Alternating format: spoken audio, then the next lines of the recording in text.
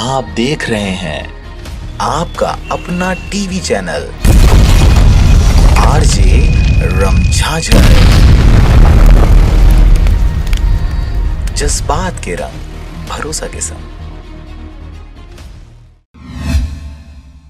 खबर है राजनांदगांव क्षेत्र का, जहां पर आंगनबाड़ी भवन का लोकार्पण किया गया। इस दौरान जिला राजनांदगांव के छुई खदान ब्लॉक के ग्राम पंचायत भोरमपुर के आश्रित ग्राम कोटरी छापर में किया गया लोकार्पण कार्यक्रम। आपको बता दें कि कोटरी छापर गांव में रविवार को जिला पंचायत सदस्य निर्मला विजय वर्मा एवं जनपद सदस्य पुष्पा कोसन दास कोसरे ने आंगनबाड़ी भवन का लोकार्पण किया, जिसकी लागत लगभग 6,45,000 रुपए है। भवन नहीं होने के कारण आंगनबाड़ी दूसरे के घर पर किराए के मकान पर संचालित हो रहा था। इस मकान में पर्याप्त जगह नहीं होने के कारण बच्चों को बैठने में परेशानी होती थी।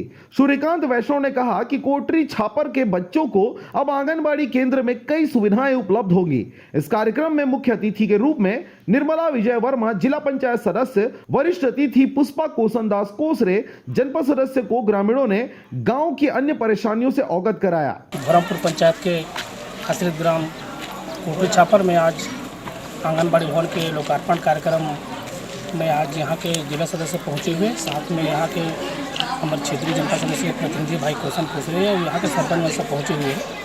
ये बहुत हमारे खुशी की बात है। जब एक से पहले जिला पंचायत सदस्य जब जनपद सदस्य पद मिली से तो आंगनबाड़ी भवन के लिए बहुत ज़्यादा प्रयास करी, जिनमें से 2 भवन स्वीकृत हो रही से, एक महारा टोला के और दूसरा ये कोटरी छापर के भवन के जिन आंगनबाड़ी के वो स्वीकृति करा रही से। आज ओकर खुशकिस्मत है आज के वही जिला पंचायत सदस्य के कर कमलों द्वारा आज आंगनबाड़ी भवन के लोकार्पण कार्यक्रम करे जाते हैं। राजनांदगांव से चंद्र कुमार कोसरे की रिपोर्ट, आरजे रमझाझर।